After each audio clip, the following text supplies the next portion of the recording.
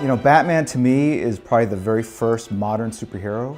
He was created back in 1939, but if you look at his costume, the name, his whole premise, very modern, it's very believable. Batman just has the symbol, and to me that's a very modern take on a costume back in that day. He can definitely get out there and fight, but he's a leader and a mentor more so than that. That's what Batman does in our game.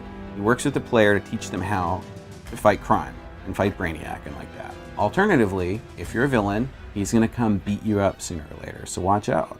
He's really rooted in a modern sensibility in that he's essentially the champion of the city, and he's the guardian against all the evil that comes about. We had to capture the essence of these characters, and that might have been from different time frames of the comics in relation to each other. It was a tough thing for us too, because at the time in the comics, what was being paralleled during our development of the game, where we knew we had to have Batman. You can't do a DC Comics game, an MMO like this, especially where you're gonna have legendary mentors and not have Batman, and Bruce Wayne had to be Batman. But in the comics at the time, Bruce was dead. Dick Grayson was subbing in at the time, and we're scratching our heads going, can we do that? It was like, no, we can't do that. As cool as Dick was, as you know, stepping into the cape and cowl while Bruce was gone, there was no way we couldn't have Bruce as Batman. We pulled the best moments from all these different interpretations of the characters and put them together in one coherent universe. And so, in a way, you're playing sort of the best of the greatest hits of the DC universe in this game. To me, as a creator, I mean, it's a real honor to be part of that legacy. I know the Batman we went with was definitely, you know, part of Jim's vision, a very quintessential and very popular version of Batman.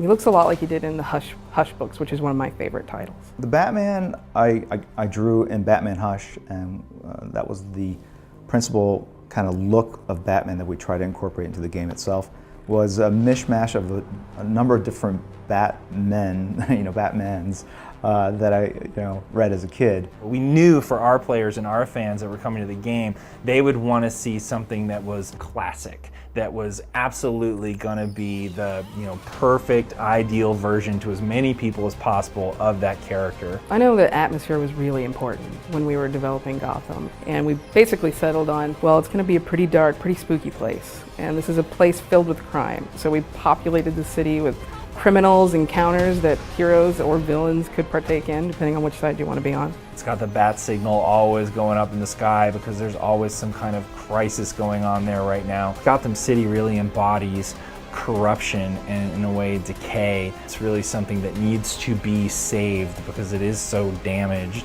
You measure a hero by the villains he has to take on, and if Gotham is this seedy capital of crime, of corruption, it just shows all the work that Batman has to do. It's always nighttime in Gotham in our game, which gives it that kind of feel like you're stepping out of the shadows, like you're the Dark Knight himself going from rooftop to rooftop and gliding alongside the skyscrapers. It was really great that we were able to get Kevin Conroy to reprise the role as Batman. So Kevin Conroy came into the role of Batman and for the first time presented this person who was completely unflappable. He had steel behind him, he was serious, he was driven, he was determined.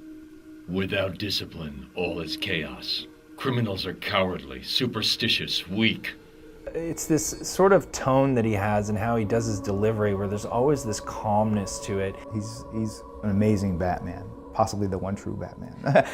I'm Kevin Conroy, I do the voice of Batman. Nothing can be allowed to threaten this fight. Not even the Joker. He brings the acting into it, and he does it in very subtle ways that I think guys like me can't fully comprehend, but fully appreciate and enjoy.